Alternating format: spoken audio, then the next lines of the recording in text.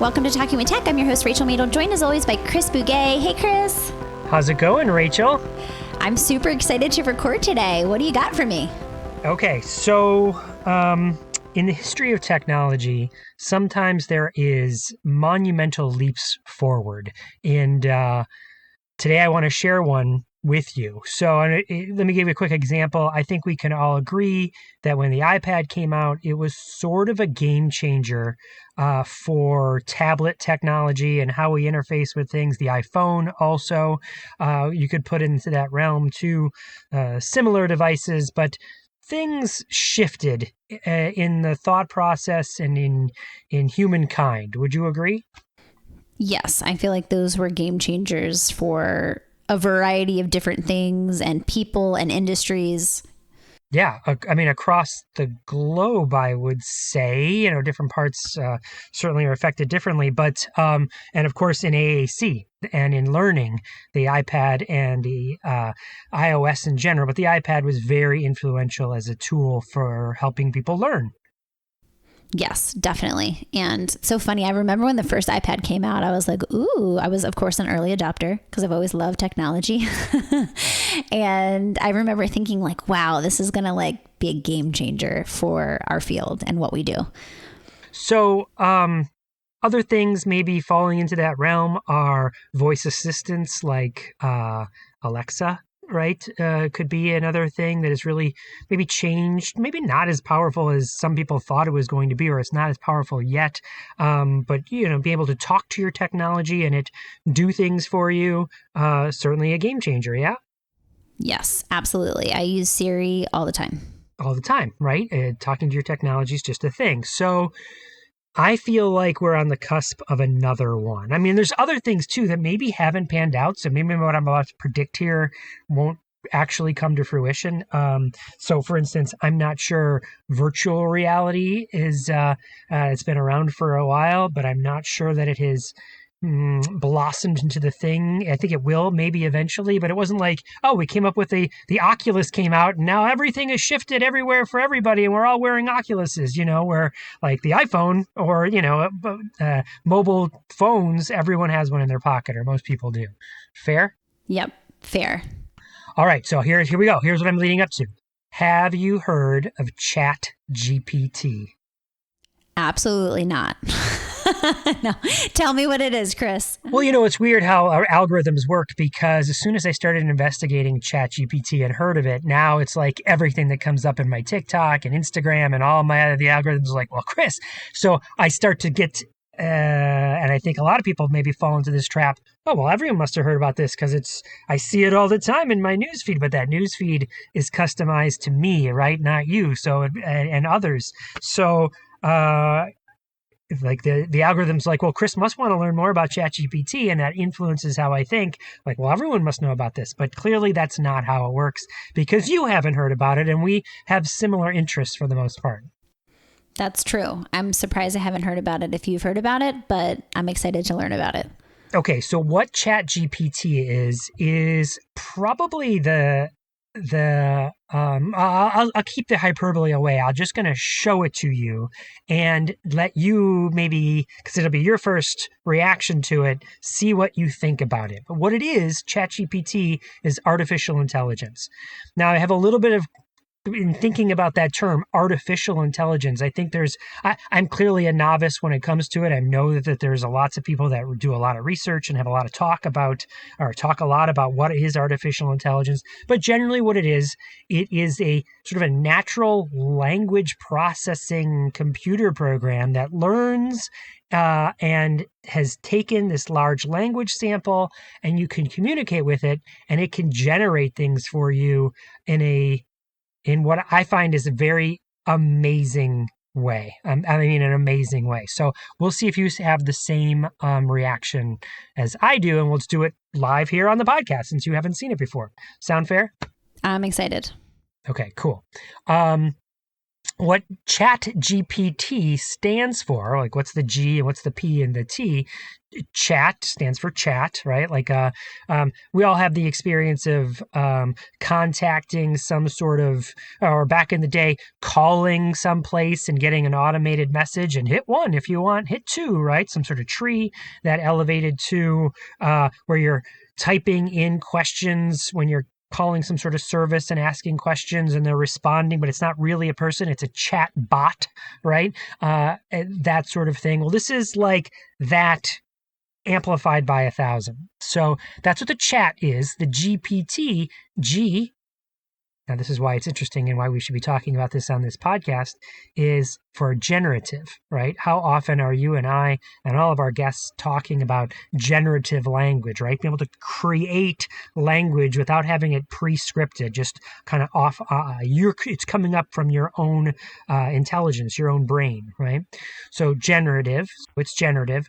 It says pre-trained, that's what the P is for. So what these programmers did is they took a large corpus and they put it into this artificial intelligence software and they pre-trained it. And then the T is called for transformer. And I don't really know what that means yet. But okay, so this website, again, if you want to go and play with it on your own, the website that you want to go to is chat.openai.com. You create a free account. Everything we're going to talk about here today is free. And then what you do is you set up, you can sign up with Google just like any other service, and now I'm going to switch over and I'm going to share my screen here on Zoom so that you can see what we're about to see. Okay. Can you see my screen there, Rachel? I can see it. Yes. ChatGPT. Okay, so ignore the stuff on the left because those are me, some questions I've asked it. You don't know anything about this. So let's say, Rachel, you are going to want to write a blog post or, I don't know, just like in general, what's something you might be curious about? And since we're doing a podcast about AAC, let's put it in the realm of AAC. Well, I'll make this really practical. I was just brainstorming actually on the plane ride home, some potential blogs for 2023 on my website. And one of the ones that I was thinking about writing was the importance of a coaching model when working with students who use AAC. What is the importance of using a coaching model to communication? You can see I'm typing that into a window. Is that a fair summary of what you were asking? Yep. What is the importance of using a coaching model to educate communication partners about augmentative/alternative communication? Enter. Let's see what it says. You can see what's happening right now. It is a cursor moving across the screen, and it is like typing, right? You're watching somebody type out a response. I'm not currently reading it, right? I'm just describing it because this is an audio podcast, so people need to have an audio description of what's happening. But you can see that it is typing out some sort of response. It's generating from this pre-trained corpus of vocabulary in a natural language way what the answer would be. So in essence, this could be your blog post. Now, I'm going to read it out loud, and we're going to see how it did, okay? All right. Using a coaching model to educate communication partners about augmentative/alternative communication can be important for several reasons. First, it can help to ensure that the communication partner is able to effectively support the use of AAC by the individual who is relying on it to communicate.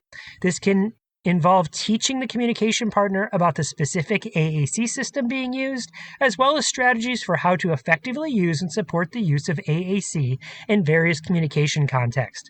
Second, a coaching model can help to empower the communication partner by giving them the skills and knowledge they need to be an effective support for the individual using AAC.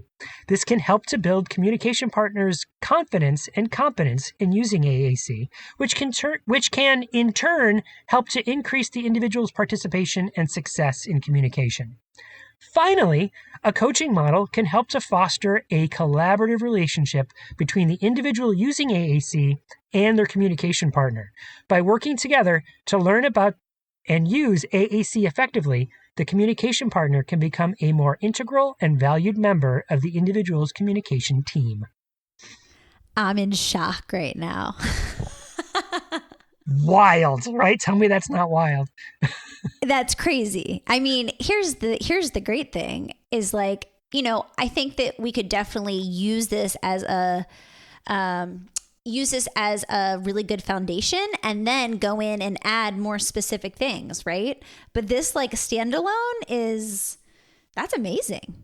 Isn't it? I mean, it's like somebody asked us that question and then we answered it with some tweaks, like you said. Like it's not exactly everything that I would say or that you would say or that maybe you would put in a blog post, but it's a pretty good start, right?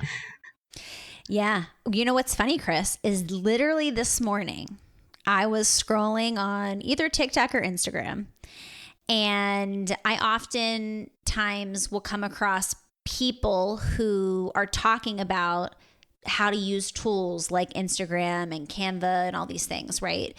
For business purposes. So they're kind of like business coaches coaching you on new, ways to use these tools. And I saw that Canva has this ability to do this on Canva. I just saw it this morning. It's like, oh, you want to create, a blog post about 5 strategies to keep your New Year's resolution? And it literally populated 5 strategies to help people with their New Year's resolution.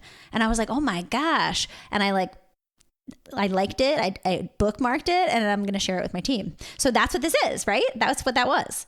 Exactly. See, this is just one example. I'd say maybe the premier example of artificial intelligence. But there's, like I said, my social media feed has now been flooded with this because clearly the interwebs know that the artificial intelligence knows that I'm interested in this. And so now I'm getting all sorts of versions of other AI that can do other things, and I've been investigating and playing with them.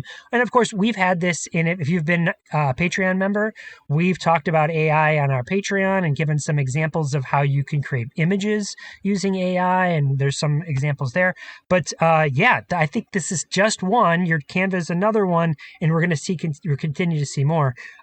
Again, I think we should give another example because, maybe that's a one-off. I mean, but because it's pretty specific though, like coaching. So, just to give other people another feel or flavor for it, what's another question we might ask it? Related to AAC? Whatever. It is interesting that like something as niche as AAC came up, right? Because I feel like the general one, I was like, oh, the New Year's resolution, that feels so generic. But like this was a very specific question. Okay, let's see. Let's ask a question about motor planning. I actually have done this already. So maybe I've already, because I was like, well, okay, when I was messing with it, your brain went to exactly where my brain is. Shocker. And I wanted to see what the response would be. Okay, here's how I framed your question. Let me be sure. What is the importance of motor planning when considering augmentative/alternative communication? Is that a fair? Yep. You said setting up maybe, and I said considering, but otherwise, is that right? Good. Okay, that's great. All right, here we go. It's typing. Let's see. Again, because this might be another blog post, right? I mean, that my post, or of course, this is just going to be my go-to blog post hack. Also, because I feel like I've always said, and you know this, Chris, but maybe our listeners don't. Before I was a speech language pathologist, I was in journalism. And I always felt like I was a better editor than I ever was a writer. I mean, I had to do a lot of writing, but I also did editing. I worked for my college newspaper and things like that.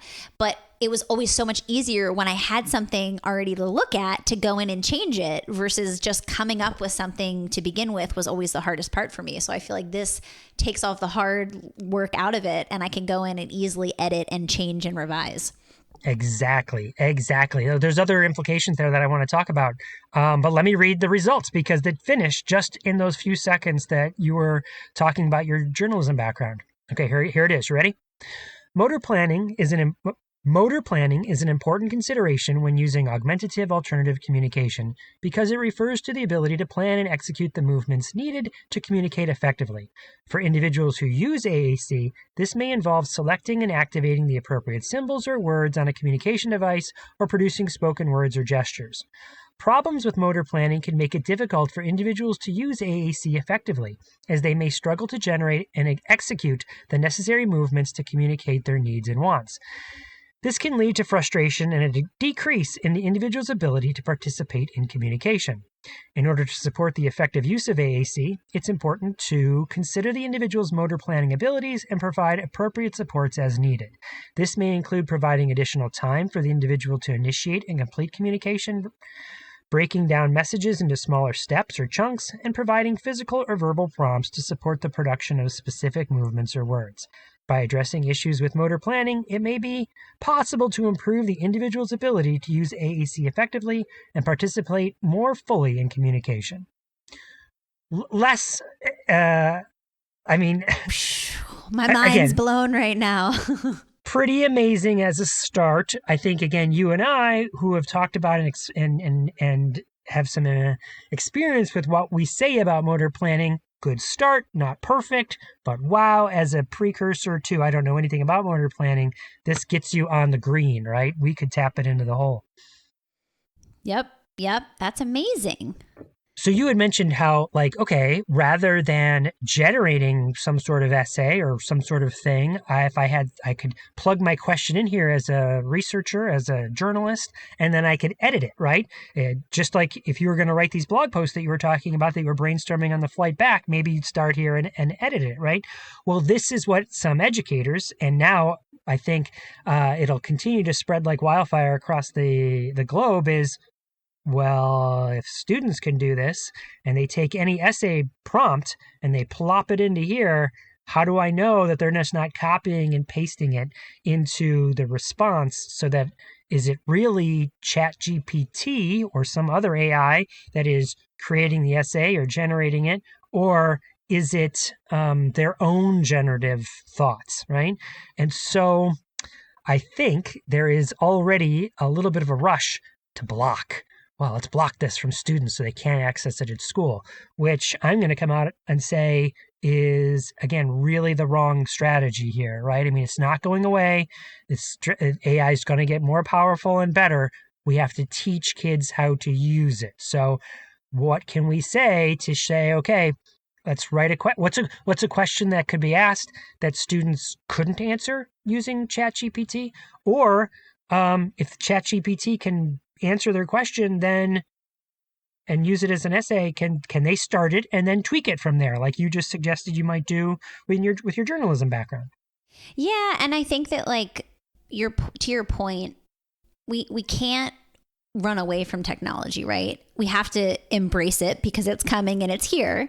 And how do we teach our students how to interact with it, how to make it useful, how to save them time and be strategic when using it? It kind of reminds me of the work that we do with speech to text, right? Like, we have our students kind of speak their thoughts onto the paper and then go and teach them how to organize it and revise it and add more information. I'm always talking with my, older students on how can we be more specific, right? Like, things like that are strategies that we can teach, and the technology helps us make it faster, and there's no need to run away from that. I think that embracing it fully and then teaching kids how to interact with it is really what we should be doing. Well, that's exactly it, right? The skill is how to interact with the technology. We just used two examples where you generated questions, but it can do other things as well. So, for instance, imagine there's this long article. You could copy that article, paste it in here, and say, could you please summarize this article? And ChatGPT will pull out the bullet points, make notes, right? Or make a shortened version, which summarizing text has been a strategy, certainly in the assistive technology world, we've used for a long, long time.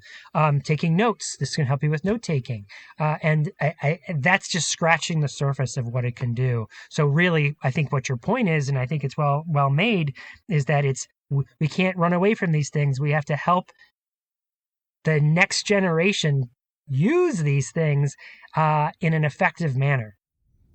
Yeah, no, totally. I mean, I think that there's oftentimes a fear around new technologies too, right? I think very often, obviously you and I have a podcast all about technology and we really geek out on it. So we're early adopters and fully embrace with warm, open arms. But yeah, there's definitely going to be some pushback against this, and that's kind of par for the course for any of the technologies, right? Like, remember that podcast recording where I was talking about the dad not wanting my student to use the Google Read and Write Chrome extension because he didn't want her to rely too much on it. He wanted her to do it on her own. I'm putting all those things in air quotes. So I think this is no different. So I would encourage everybody to go check it out, chat.openai.com. I'll say one last thing to you, Rachel. When I was first learning about it and playing with it, it was AT Chat was going on, and AT Chat has a series of 5 questions that are put out on Twitter. And I took those 5 questions and put them in ChatGPT just to see how they'd be answered. And it was amazing. I shared those with out on the, I didn't want to like derail the conversation on Twitter and make it about ChatGPT. I wanted to keep the questions authentic. But again, it was a little bit mind blowing how on track it was with its responses. So everyone, again, that website is chat.openai.com, and would love to hear what you think about it. Before we move on to the interview and we're hearing about the interview, I just want to issue a quick apology. So I just today was listening back to the Brian Schobel episode, and I realized that that was the one where you and I recorded the banter in the Minneapolis airport. And for some reason, I was thinking I added an N to his name, Brian Schnabel. It's not Schnabel, it's Schobel. So my apologies to Brian. All right, Chris, can I tell you about our interview today? Yes, please. I can't wait. So I had the pleasure of interviewing Laura Clarke. I was introduced to Laura because she created an amazing free website called Reading for All, which we'll link to in our show notes. But this resource, Chris, is invaluable if you're working with students using AAC and you're trying to figure out how to support their literacy. Laura has done an amazing job of creating completely free resources to support literacy in AAC users. So we spend most of the interview talking about her experience with that, and also, her sharing the different ways that you can use her website.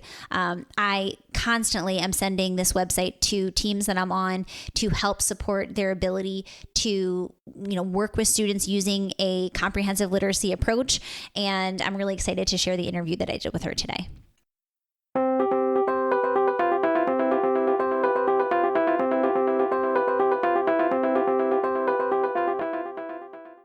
If you enjoy Talking with Tech, we could use your help in spreading the word about the podcast. Please take a moment to leave us a review on iTunes. The more positive reviews the podcast gets, the easier it becomes for others to find it. The more people who find the podcast, the more the word spreads about how to effectively consider and implement AAC. And who doesn't want that? If that sounds good to you, please take a moment and give the podcast a quick review. We'd so very much appreciate it. Now, let's get back into the episode.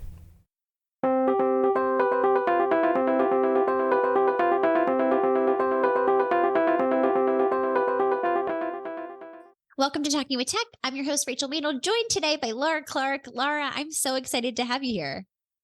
I just can't wait to chat. It's been a lifelong dream to talk with you. I appreciate all the resources you share and the wonderful podcast. So it was wonderful to be able to talk with you today. Laura, you're doing amazing work in our field and you have some amazing resources that I can't wait to share. Before we dive into all that, can you just share a little bit about who you are? And I'm really excited to hear all about your journey with AAC with your family. We started our journey in special education as a family with our son, Daniel, who is our second child. And Daniel didn't meet any of our developmental milestones. We have a family member who really said to us, we need to start doing some early intervention. And it took my husband and I quite a few years in a wandering journey to move through some assessment processes. And we were that family who every time we went to a doctor's appointment and they said to us, your child isn't meeting milestones, we were always like, what? No. That cycle of parent grief was always pretty intense for us. And it was always a really strange feeling that you walked in the door with Dan We walked out of the door with Dan. He's the same child from when we went in the assessment to after, but the grief of those diagnoses and what we call prognoses, right, of significant disability every time just was kind of just a punch to the gut is maybe how Dan and I would talk about it afterwards.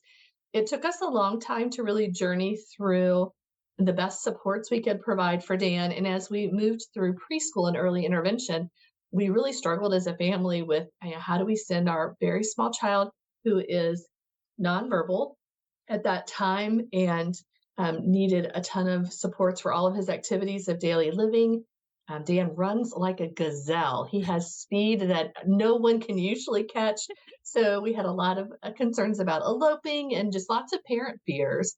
And so for our parent journey, we opted for me to go back to school, and I began teaching as an emergency certified teacher. And in Kentucky, where we live, we have an alternative certification route.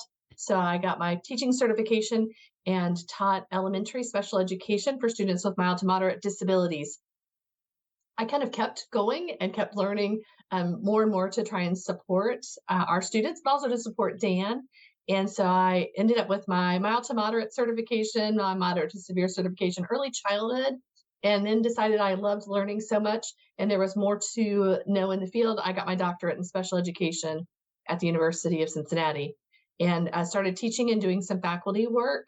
And I was blessed to teach at two universities where I really got to spend a lot of time with pre-service teachers and teachers in the field talking about what they see as the most significant barriers to inclusive practice. And communication, just over and over again, was that resounding piece that we said, students, if they're not able to share with us their wants, their needs, their thoughts, not just answer the question, well, who was the story about, but what do you think about the story and how do you feel right now? And what would you like to tell me about your evening? And if we're not really intentionally providing access to content and to what I want to say when I want to say it, then it's really hard for our students to feel part of the learning process. So I've been blessed in the journey to work with fantastic educators who are always growing and learning. And one of the people I got to spend some time with along the way is Dr. Caroline Musselwhite. I met her at ATIA and went to some of her sessions, and she introduced us to Karen Erickson's work with Comprehensive Literacy for All, which was the most fantastic journey one could ever take, right? At the time that I got to go to ATIA and met Dr. Musselwhite, I also was working in our regional cooperative in Kentucky, supporting 17 school districts that support students with more significant disabilities, and was really thinking through the lens of everyone needs access to great materials, but teacher budgets are always on pennies and dimes, right? And so how do we really take this fantastic work and make it actionable so that every teacher everywhere can give students access? At the same time I was doing that, my son, we had already gotten up to high school and graduating, and he didn't have access to this fantastic body of knowledge, right? So the literacy opportunities for him as a young student were still in the infancy days, I would say. And AAC was still very much in its infancy. Dan definitely grew up through preschool and early elementary school in the days when we were doing a lot of PECS manned requirements. And we had all kinds of rules in AAC. So at the time, you had to prove your mastery, right? You had to be able to match 2 pictures and to request with 4 before you were given access to 6 words, right? And as you can imagine, we had very limited progress there. Exactly. I mean, it's hard. It's hard to turn communication into this test, right? And to then, wonder why our students plateau and don't make progress. Absolutely. Absolutely.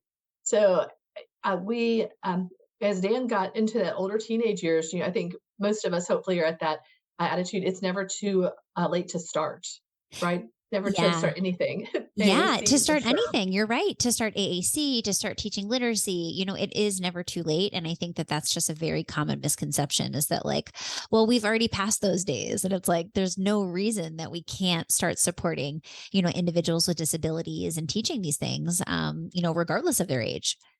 Absolutely. Absolutely. And I feel like we are really blessed in this time to have access to shared knowledge that we would have not had before. You would have had to have been a member of ASHA or a member of the Council for Exceptional Children and get their journals, read their journals, synthesize the material, and then share it out with your limited network. And now, so many of us are taking what we've learned through research or through practice and are just sharing it out as free resources that I felt like much has been shared with me in my career. Caroline Musselwhite's a great example. She has 2 websites just chock full of free information resources you can immediately start using. You've shared out so many fantastic resources that we can just dive right into your site and grab and learn. And so I wanted to kind of give back to the community that has given a lot to us. So as I read Comprehensive Literacy for All by Karen Erickson and David Copenhaver, it's beautiful and simple and rich and world-changing for our students and for my son. As I was reading it, every single page, I felt like, oh, here's something new that we should immediately implement to really change the needle on our adult thinking about learning, right? For students with, the language keeps changing. And I want to make sure we're always using the most inclusive language. We started talking about students with the most significant disabilities or severe disabilities. And I definitely like language that is clear and precise, and want it to be student friendly, people friendly. With Dan, we talk a lot about, we're still at that pre-verbal state. I don't know, Rachel, do you have a favorite phrase that you really like to use to describe students who are at that early Yeah, I mean, phase? I think pre-verbal is a good way to kind of categorize or that language to use. I tend to fall back, I think, to students with complex communication needs because I think it just kind of describes like the situation at hand without like adding any type of judgment. But it's so hard. It's like we're really trying to listen to people with disabilities and try to use language that, like you said, is inclusive and respectful. And these things are shifting and changing. So like, I'm always trying to do my best to just like listen and be open and shift as kind of the tides change. Absolutely. Absolutely. And to make sure that we all have access to the right language and searches to find the most current information. So within Comprehensive Literacy for All, and in some of the other work that I've been reading, that term emergent readers, to me, really is that language full of hope that, we are emerging, we're starting, and there's no prerequisite test that says you have to be able to do these 5 things before you can engage in AAC or to engage in literacy. So to me, the beautiful gift that Comprehensive Literacy for All gave us is that vision that, start now, like don't wait, but start where your student is, and provide access to things that they are interested in. The challenge that I came into, because I was like an immediate believer and and a cheerleader. And so I was taking this book to teachers and saying, here, it's wonderful, go change the world. And they were like, I'm teaching every day and I don't have time to build the routines and the materials that I would need to implement with fidelity so that students can make progress. And so on my teacher mom side, I was like, I can do this. I can build free resources because I love techie things and can do that as part of my work. So I took the concepts that were in Comprehensive Literacy for All, the research base that they had, and then turned that into initially just focusing on that alphabet routine and how can we build knowledge there. And so I developed this Google site that hopefully the universe can enjoy as much as I enjoyed making it. But I made a book for every letter of the alphabet. And they're in Google Slides, but I realized lots of people have different access issues in their buildings and in their homes. So I turned them into PDFs and PowerPoints. They can all be copied, downloaded, and shared. And the joy to me of these projects are if I download the book A and it already has 5 pictures that represent the A sound, but my student or my child has a pet or a family member that has a name that starts with A, you can swap out, add, delete pictures and make them very personalized learning experiences. for all of our students. So that my favorite places to go are into classrooms or talk to parents who are like, I took the G book and I totally changed it because my kid loves, this game and this activity. And now they have their own book that's just for them, that they can really dive into. The next world that I started thinking through the lens of is these books really are hopefully high interest, but also they're very visually cluttered, which is a good thing for some students, but not good for all students. So I did start a CVI version, fully saying I do not have that teaching certification, or I've got life experience, but not all the education experience. So I threw out my free versions, and I am hoping that people that have rich knowledge in working with students with CVI will reach back out to me and say, like, Laura, we really need to change that. D book needs a different picture, and this one isn't accessible. But like I said, people can grab any book they like, change it as much as they would like.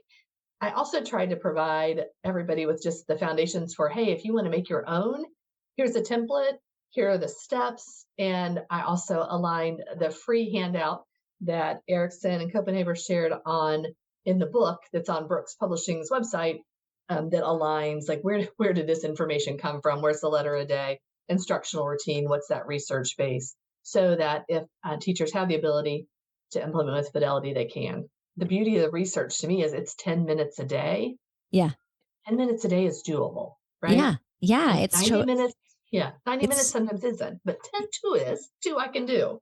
totally. I think that, like you said, I think that research really helps break down like this is like something that we can all do, and I think that what I really like about the website that you created, which by the way, listeners, we're going to link to that in the show notes so you have access to Laura's amazing website, which by the way, I share all the time when I'm on, IEP teams and I'm really trying to, advocate for this type of an approach and to read the book and all those things. It's a really actionable step that feels easy for people to start implementing. So I definitely would recommend, all of our listeners to go and take a look at the website because it's fantastic. But circling back, I think the research has really laid out a really actionable plan. But I will say, I think that there's some pushback for reading the book, because it's just like, I don't have the time to read all the things. And, it's awesome, but it also is kind of like a textbook. So it's just like not totally, it's not totally realistic to, go into every classroom and to, go into every IEP meeting and tell everyone to read it and expect that they're going to. So what I really love about the resources that you've created are it kind of breaks down these things in it's easy to digest ways with actual resources to use to teach, right? It's like so good to have all these frameworks in our head, but then that next step of having to feel like you have to create resources or find resources out there, that feels like where people get stuck, right? They're like, I know I should be doing these things, but like, how do I do it? And what does that look like? And what do I have to do to create this, learning opportunity for a student? And so I just feel like you've done an amazing job of, creating those things and also sharing them so graciously with, the community, for free. Well, thank you. Part of the joy of the project for me, one is getting to see students from preschool all the way through high school and students who are enjoying learning to age 21.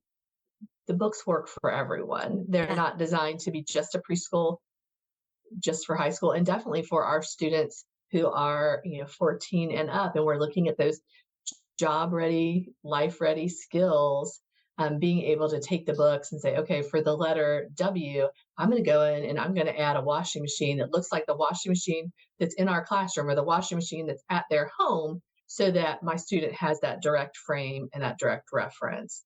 And that to me gives power to the literature and power to the work. I love being able to use these as a parent. A lot of times in my work now as a director of special education, when I'm talking with parents of students that have those more complex communication needs, they often say, like, I don't have a way to connect to school anymore. Like with my other student, I would look in our Schoology program and I would be reading with them and we'd all be reading Wonder together. And I don't really have an appropriate connection with my other child. And so being able to share this site with parents and say, here's the strategy we are using. At our house, we have, Dan, we also have three daughters. And so my 10-year-old and my 14-year-old love nothing better than to grab a book and sit down with Dan and read a book with him and talk with him about what's there, and just feel that connection Yeah. of something that they feel like is an appropriate way to interact and support that Dan is interested in and engaged in.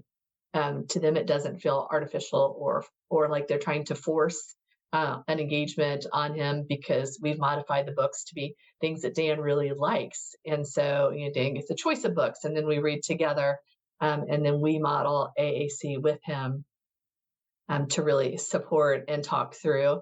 And sometimes, he jumps in and will share with us, a word or two on his AHC, and other times he pushes his device away and it doesn't want us to use it and doesn't want to use it. And that's good too. But just being able to have authentic conversations with him, to me, makes all the work worthwhile and makes the connection real. Yeah, yeah, I love what you're saying as far as just kind of following his lead. And I think that oftentimes we, especially when we set an intention to do something. So it's like my intention is to sit down with Dan and read a book, right? It's like we want to like feel productive. We want to like have our students like say something or like indicate that they're paying attention and that they are comprehending. And, it's all with the best intentions. But I think what we unknowingly do is we put a lot of demands on our students. And then, we take away from the interaction. Right. We take away from that connection, which is ultimately the whole point, right? Of all the things that we're doing and all the teaching that we're doing and the modeling. It's like really just trying to connect and help our students with disabilities connect with the world around them.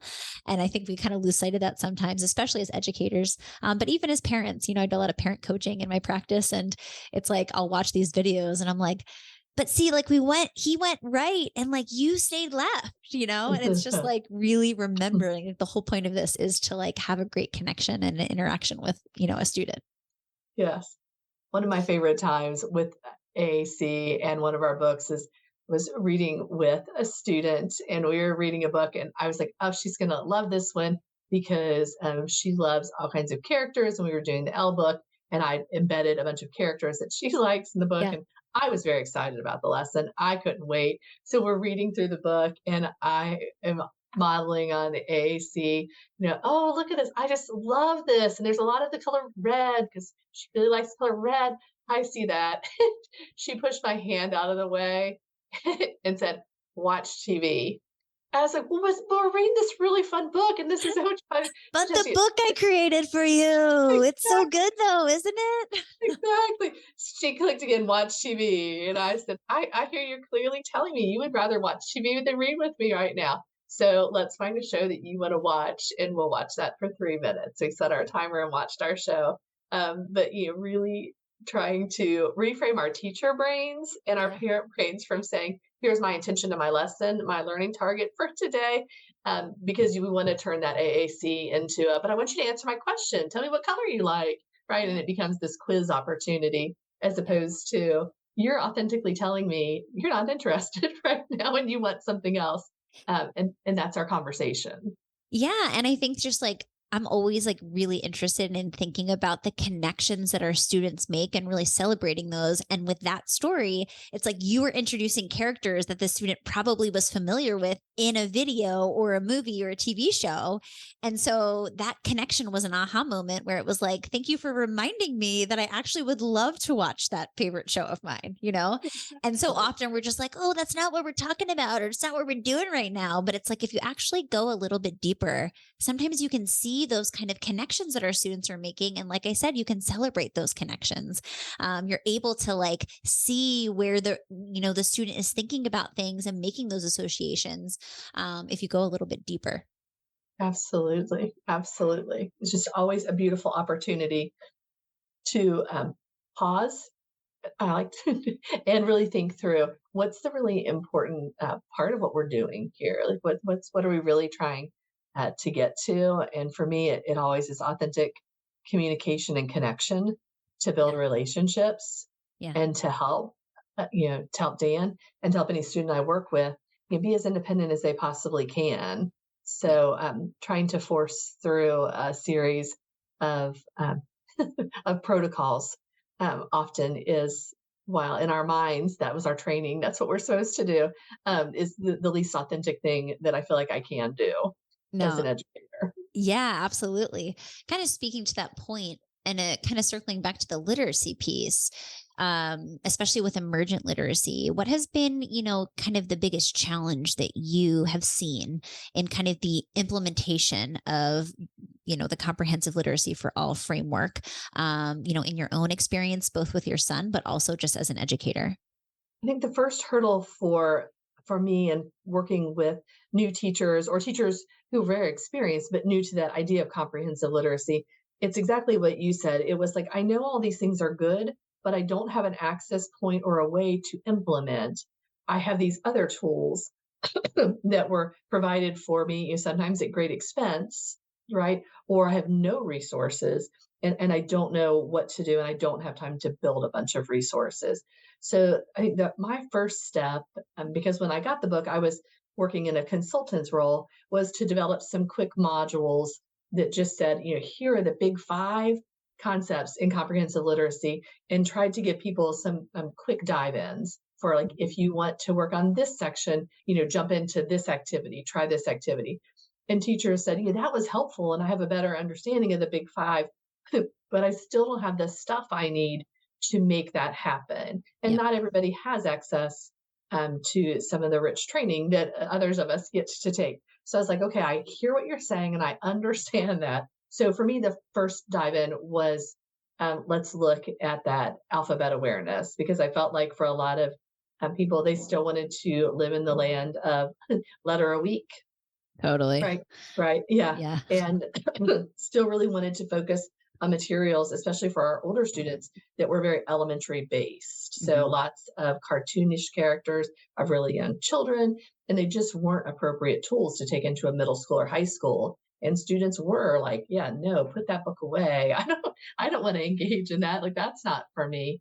So I thought the easiest thing I could possibly do is create some really quick resources using, all the wonderful free programs that are out there, like Unsplash and Pixabay and Pixels, that give us all these beautiful photos that we can use, and put together some quick books that follow the research exactly. Here's the exact protocol in order. You can swap out pictures, you can add, but you have an immediate tool in your hand. The next piece to me that was the easy jump is predictable chart writing, Yeah. because I feel like that 5-day routine, then you can develop your own classroom books and make appropriate shareable books, right? Yeah. So that was my next big jump. And so I did start adding some of those opportunities and just some models of what it looks like on the website, using some really simple sentence starters. But Yeah. those to me were the big jumps. I felt like that helped me feel like, okay, I've got some control over what I'm doing here to make meaningful connections.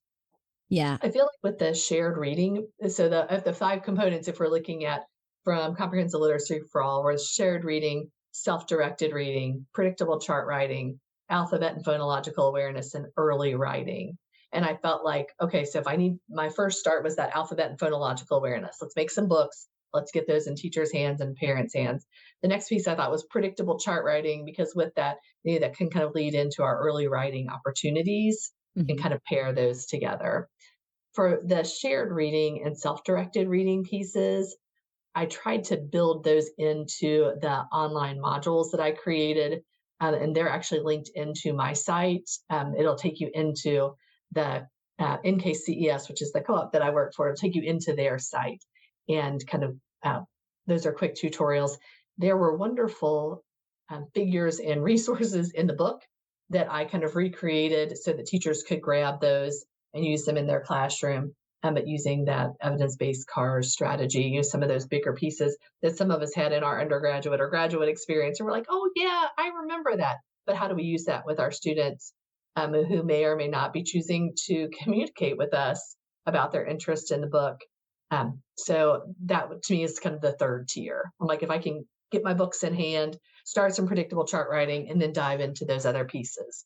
I feel like that gets us well on our way. Yeah, it sets a really good foundation. And I think you kind of chose to prioritize things that feel like there's a formula, and I think that that's part of the challenge with some of the other kind of areas, right? Is like, self-directed reading. Like there's no formula, right? Because it's so dependent on so many variables. And I find that, with emergent literacy, that's one of the biggest challenges for the families and the educators that I'm working with is like, well, like he doesn't really like to read by himself, or like, what does this look like? And so I'm asking lots of questions and trying to give ideas on like, what do you do when your, student doesn't seem very interested in reading, or they get the pages and they're just rapid fire, just going through them, not even really looking. And it's just like, okay, I'm done. Right. So that's been like the challenge. But I think that when you kind of get people off on the right foot with something that's kind of formulaic and it's like, just follow this protocol, here are the resources that you can use, I think you kind of get some momentum built, and then you're able to, move forward, and those more nuances can kind of be worked on, problem solving and troubleshooting together once you've kind of set a strong foundation for the alphabet awareness and, predictable chart writing and things like that. Some of the pieces that I feel like when we're working with our middle school and high school students that become more challenging are what we, as parents and as teachers, think about as age appropriate literature, right? Yep. Because we still have students that very much their favorite things to talk about are Winnie the Pooh or cars. They have really specific interests, right? Video games. They only want to talk about trains. One of my high school friends, that if we can connect it to a train, we'll talk about it or read it all day long. But if it's not, there's no train in it. So really thinking through and using those connection strategies in shared reading to recognize that it's not always a comprehension quiz, but if we're really using some of those strategies, it's about connection, right? So not, and that really changes the frame from I need to make sure you understood and have comprehension of this text to did this shared experience that we're engaging in lead to a new connection for you?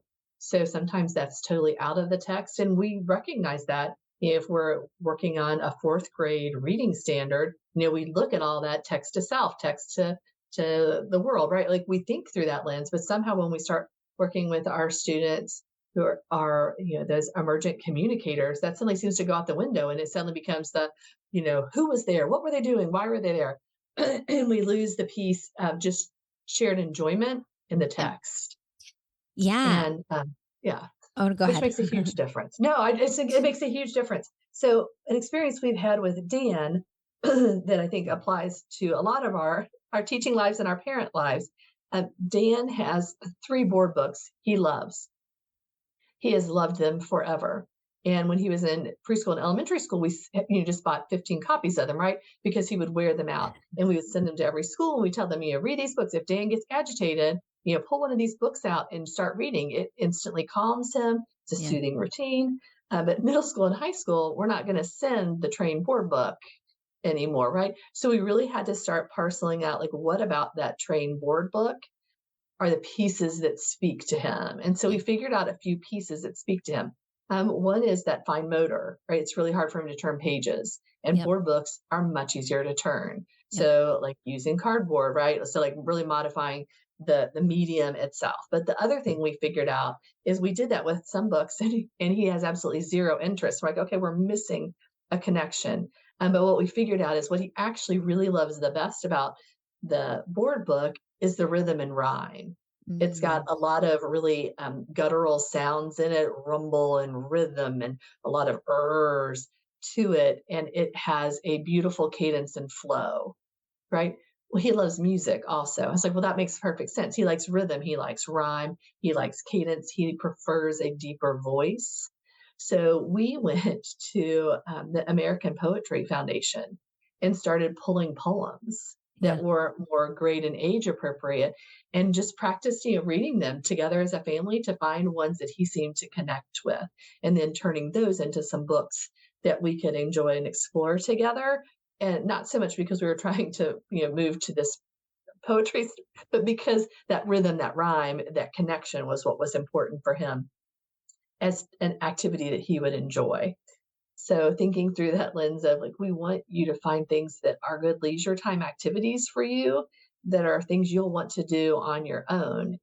In my house, we love to read it. We read a lot, Yeah. right? And Dan needs to be able to have something that he enjoys doing while we're all sitting silently staring at our tablets or turning pages. He needs to have his own opportunity to bring us something and say, hey, I want to read this now, or I want to access this online. So I think that causes us to start thinking creatively about what is it about the activity that my child or my student really prefers, and then Yeah. how can I turn that into more meaningful activities, or if we want to feel like we want to make sure it's an activity that's age appropriate that you would take with you out in public. My Yeah. running line is, would I take it to Applebee's or Walmart? Then, and there are certain things like as an adult, I really enjoy confession time. I really enjoy reading romance novels, but Yeah. I won't take a romance novel into Walmart or Applebee's because the cover, it just always has that guy with his shirt off, and it's just not appropriate. I can't do it, but I do enjoy reading them a lot. And I read them at my house. And Yeah. Dan still really enjoys board books. And I'm like, it's okay to read those at home. Yeah. I like coloring. And some people say, we're a little better now. But 15 years ago, if I said, I'm going to go home and color, it really helps me calm, people would be like, that's for children, right? So You're I right. think we're evolving as human beings to understand that Yeah. there are lots of activities we can enjoy reading and doing, but trying to shape that and give people activities they can do in public with friends and things we enjoy just doing on our own. So for me, hopefully people can grab some of these ideas and grab some of the books and like, we'll make versions we can use in a variety of different ways. Yeah. And you know what I love about you sharing that kind of detective work? Not only do I think it can be applicable to books and literacy, but I think just generally when we have students that have very specific curiosities and favorite toys and favorite activities, it's like, again, going under the surface and trying to figure out the commonalities there, which is exactly kind of what you did when you were trying to explore, different kinds of books. I also think that it's really important. Like our students oftentimes like the things that they like, and they become kind of like a security blanket, which is totally fine to have that. But it takes repeated exposure to new things to then develop an interest and enjoy in them. And so part of our job, I think, as educators is making sure that we're, trying to take those commonalities and then expose students to new things, in a way that becomes familiar. And especially autistic students, like the moment it becomes familiar and part of the routine is the moment that they actually start loving it. Right. So it's just like on us to just make sure that we're constantly trying to find commonalities in the things that they're already interested in. And then, pivot or find something a little bit adjacent. So if it's like you like trains, well, maybe you'll like, automobiles or airplanes or some other type of transportation that I can get you interested in. And I think that that's kind of our work as educators to make sure that we're expanding our students' interests, but also kind of respecting what they really like and enjoy. I think we can do all those things kind of at the same time. I absolutely agree. One of my favorite tools to use is blended materials. So, for some of our students who have really specific interests and they do not want to look at anything that has any other knowledge, right? So if I really like trains or a specific video game, and I really only want to talk about Mario Kart, Hmm. but we really need to spend some time in science and social studies because it's the eighth grade and that's what we do in school, right? So how do we blend those two pieces? So the simplest blend that we like to trial out is just on a Google slide, we scan in the text and then scan in a Mario Kart picture and pair them side by side, equal size, and then just kind of play with those sizing, right? Maybe Mario Kart has to be bigger to start with, but our goal is to get that Mario Kart picture smaller and smaller on the text page Yeah. until eventually our student can take that and move the Mario Kart around the page. But there's still that comfort in having something I really like and know is good to me and good for me, and something that I'm not so sure really is good for me. Science, are you sure I really have to learn about this? Right? Yeah. And that discomfort with newness has been a real game changer for some of our students. And on a teacher side and a parent side, if we want to go really easy, so we just make them in gradually smaller sizes from the size of an entire paper. I'm like, just go to the copier and just keep reducing by 10% Yeah. until you get it smaller and smaller. And most of the students that I've worked with are really good about just trading out. They're like, yep, I will use this size today. Whether they're masking text they don't want to look at right now because it's visually too much, or because they want to use that just to kind of slide through the page. But I always feel like anything we can do to increase comfort, Yeah. um, we do the same for ourselves. Sometimes it's interesting to me that we seem to raise a higher bar or a more complicated bar for students that have different interests or different ways of accessing learning. Yeah, no, I completely agree. And I think that that's a really good kind of strategy is just like have something that's familiar paired with something that's not. And I actually really love the tool Canva for that because you're able to use so many images and drop in a student's favorite, thing, in an image and their picture, their pictures of their family. Like there's so many different things you can do on Canva digitally that I found a lot of success with trying to kind of integrate the coursework that students are, expected to do in classrooms while also having things that they're very interested in and, excited about. Yeah, I think it's been pretty amazing to be able to recognize the value of student interest and engagement. The best work I feel like we've done in our field is to learn that relationships supersede all else, right? Absolutely. Before we start with content. So for me, when we're thinking about emergent literacy, emergent writing, emergent reading, like it has to start at a foundational knowledge of who our students or our children are as people and where their interests lie, Yep.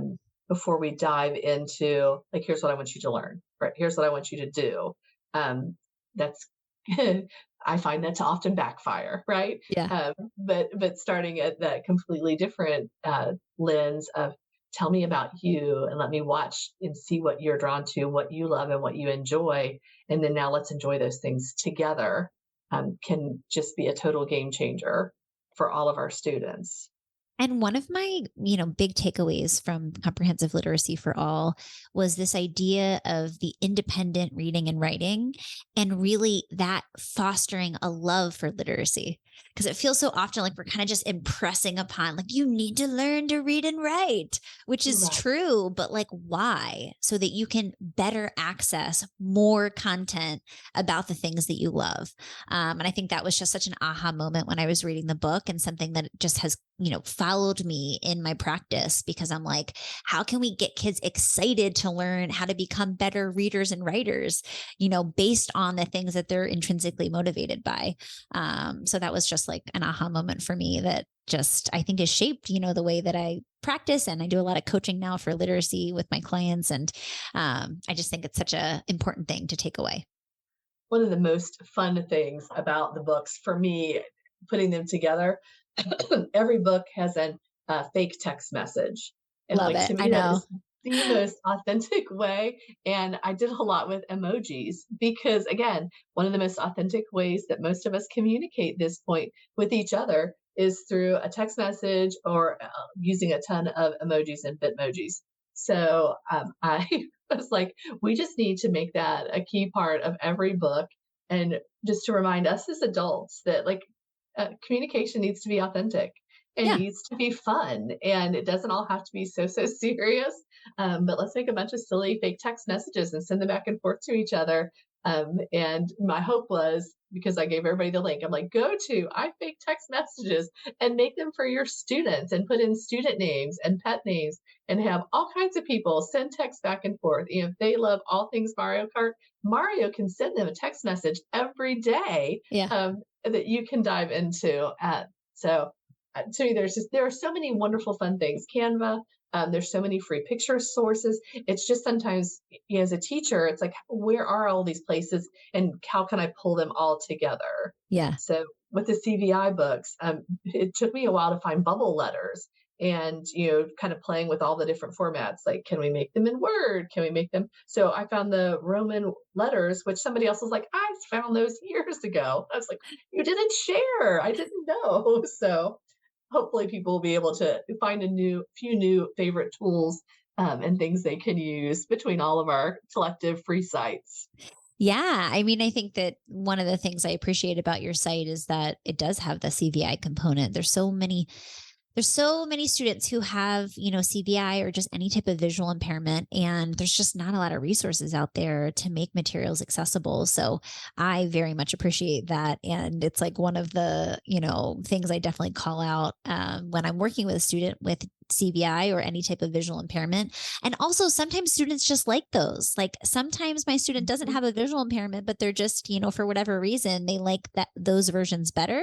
So I'll always, kind of see like, which one do you like better? Do you want to read this book or this book, and see kind of if they have a preference, Yeah, absolutely. Absolutely. I feel like the more choices, more options we have, the better. And I feel like as educators, as parents, as therapists, the more that we can share together to support our students and support our work, the better. So I was glad to be able to throw out some favorite things that I had made, and I'm glad that they've been helping teachers and parents and therapists connect and support. Yeah, Laura, I'm super excited that you were able to come on today and share all of your amazing resources. I always share your website when I'm working within teams, especially in a school setting, but even just for my families who are trying to incorporate literacy at home, they're just so easy to use and customize. And you've taken so much time to create those resources, and you, like I said, so graciously share them for free. So I definitely recommend all of our listeners go to the website. We'll link to it in the show notes. For anyone who's interested in connecting with you, Laura, where can they find you?